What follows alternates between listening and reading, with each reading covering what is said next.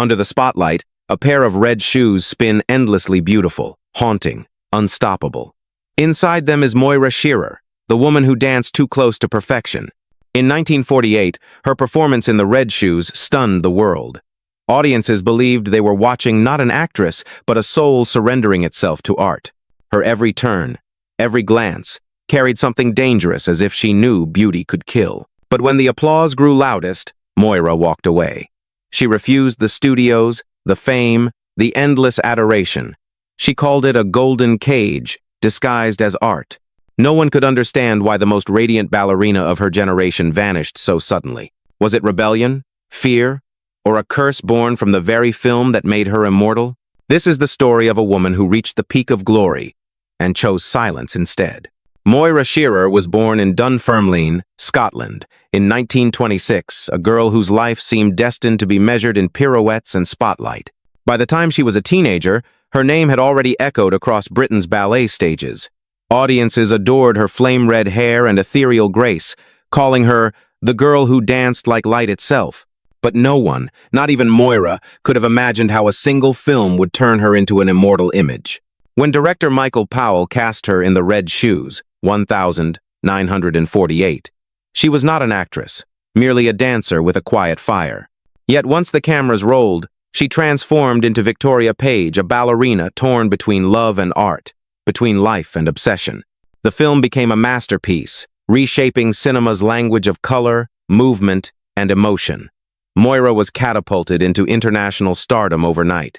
Hollywood waited for her with open arms, but behind that crimson glow of success, something within her began to resist. Fame felt intrusive, artificial, a performance that never ended. She would later say she hated the way film turned her into a porcelain doll. Everyone saw The Red Shoes as her beginning. But for Moira Shearer, it was also the beginning of her retreat into the shadows. Before she became a legend, Moira Shearer was simply a girl who moved like music itself. Born in Scotland to a family far from the glamour of the stage, her childhood was filled with quiet discipline and endless rehearsals. Her mother, who recognized her rare poise and natural rhythm, enrolled her in ballet classes before she could even read. Every movement was a promise, a language her body learned before words ever came. At just 14, Moira was invited to train at the prestigious Sadler's Wells Ballet School in London, a place that shaped some of Britain's greatest dancers. There, her red hair and quiet intensity made her impossible to ignore. Critics described her presence as hauntingly pure. She wasn't the loudest or most dramatic, but when she moved, time seemed to bend around her. Her rise was swift. By her early 20s, she had already become one of the brightest names in British ballet. Then fate intervened.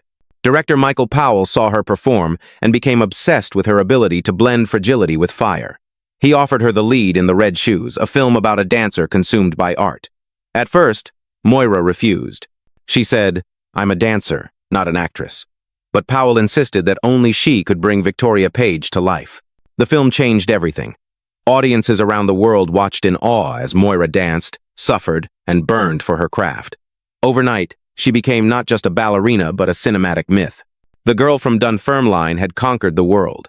But in the glow of that triumph, a shadow was already waiting, one that would follow her for the rest of her life. The success of The Red Shoes should have been the start of a glittering career. For everyone else, it was a dream come true, fame, fortune, immortality. But for Moira Shearer, it felt like being trapped inside a mirror she could no longer escape. Everywhere she went, she was Victoria Page, the tragic dancer who gave her life to art. People stopped seeing her and only saw the role. Hollywood called again and again, offering grand contracts, promising luxury and stardom. But Moira turned them all down. "They don't want me," she once said. "They want the girl in the red shoes." She hated the artificiality of film sets, the endless posing, the forced glamour. For her, ballet was real sweat, pain, breath, discipline. Film, she said, was a place where truth was staged. The media couldn't understand why anyone would walk away from such power. They called her the ballerina who said no to fame. Yet behind her refusal was exhaustion, not of body, but of spirit. Fame had made her feel like a puppet, her identity owned by strangers. Even her relationships began to feel distant. Those closest to her spoke of a woman torn between gratitude and quiet rebellion.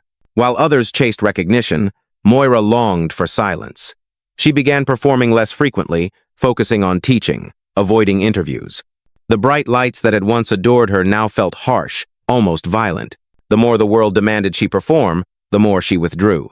She had become the embodiment of her own film, a dancer trying to take off the red shoes, even as they kept pulling her back to the stage.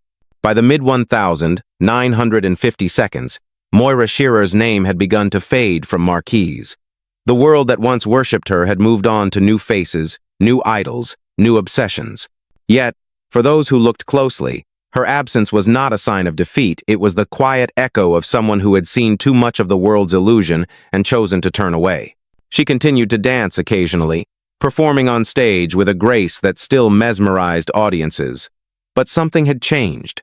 Her movements carried a weight that wasn't there before, a melancholy that came from knowing what it meant to give your soul to beauty, and to watch that beauty be consumed by fame. She spoke little of the red shoes, almost as if naming it would summon something she had tried to bury. In private, she struggled with the expectations that followed her. No matter what she did, the world refused to let her be anyone other than Victoria Page. When she acted in Peeping Tom, 1960, a film now hailed as a psychological masterpiece, critics dismissed her not for her performance, but because they could not separate her from her myth. It was as though she had become a ghost haunting her own legacy. By the time she withdrew completely from cinema, she had found a quiet existence in teaching and writing. Fame had lost its color, its purpose. She once admitted to a friend that she felt as if my life had been reduced to one dance and it never really ended. The dancer who once embodied perfection was now living in its shadow, graceful, distant, and untouchable. The world had moved on, but her reflection in the red shoes remained eternal, spinning forever to music that no one could stop. Time was kind to Moira Shearer's legend, but indifferent to her presence. As the decades passed, she appeared rarely an elegant figure with the same fiery hair, now silvered by age. She lived away from the noise of celebrity, choosing a private life in Oxford with her husband, the journalist and author Ludovic Kennedy. Together, they shared a love of art, literature, and integrity, things untouched by the fickle rhythm of fame. When she did speak publicly, her words were reflective, never bitter. She admitted she never regretted leaving the spotlight. "I danced for myself," she said once, "not for the cameras." In those few interviews, there was no trace of the restless girl from the red shoes, only a woman who had made peace with her own story.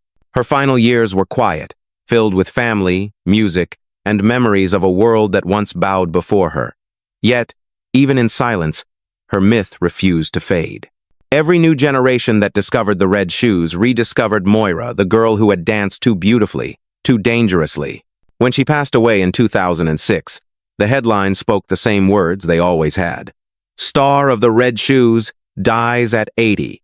Even in death, she was defined by that single role, a haunting symmetry to the film that had captured her soul so long ago. But those who knew her insisted that the real Moira was not the tragic ballerina the world adored, but the woman who had dared to step off the stage while the music was still playing. In her quiet exit, she found the freedom that fame could never give her. The applause had long faded, but her shadow remained. Decades after her final bow, the red shoes continues to pulse like a living heart in the history of cinema, and at its center, Moira Shearer still dances.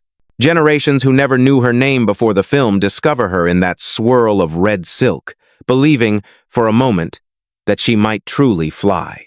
Her performance is studied in film schools, quoted in essays, and whispered among artists as the purest collision of beauty and tragedy ever captured on screen.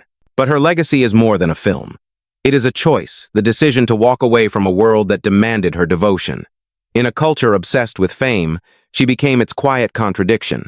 She proved that stepping out of the light doesn't mean fading into nothing. Sometimes, it means taking your soul back.